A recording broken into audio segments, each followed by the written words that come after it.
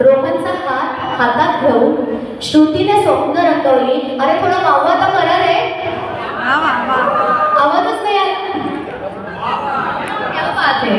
रोहनचा हात हातात घेऊन श्रुतीने स्वप्न रंगवली आणि प्रेमाच्या बंधनामध्ये आज दोन्ही कुटुंबही गुंतवली. त्या दोघांचं खूप सगळं वेलकम. श्रुती जरा पुढे. क्या बात आहे, थँक्यू सो मच. श्रुती काय सुंदर दिसते तू आज. रोहनच्या मनातली गोष्ट सांगू काय तुम्हाला. रोहनच्या मनामध्ये आता काय येत आहे माहितीये, हिची स्माइल तर माधुरी दीक्षितपेक्षा पण भारी है. इसकी स्माइल देख के मेरे तो होश उड़ गए. दोबारा से वावा चाहिए. श्रुति की स्माइल देख के इनके तो होश उड़ गए. अभी क्या बात है, थैंक यू. अभी ये होश में आने वाले थे तो ये फिर से मुस्कुरा दिए.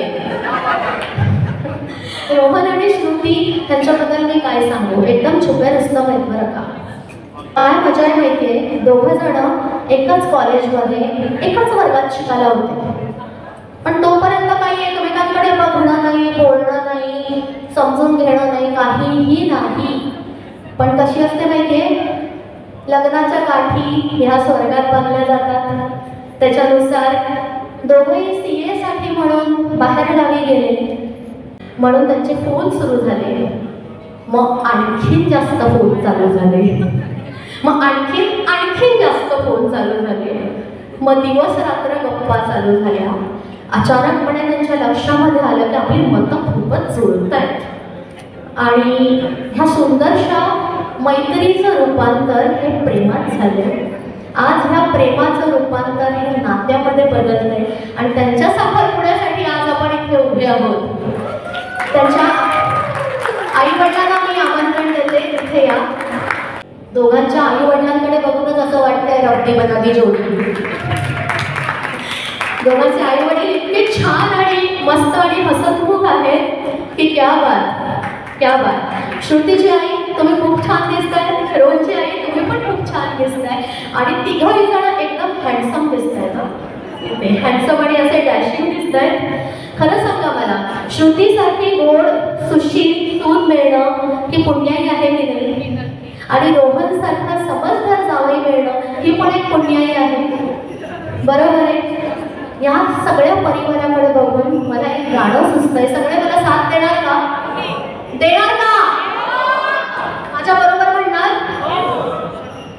मला सांगा सुख म्हणजे नक्की काय असतं. प्लीज मला सांगा सुख म्हणजे नक्की काय असतं. काय असतं पुण्य की जे या वेळेत एक्सपेक्टेड होतं म्हणून पॉज घेतला.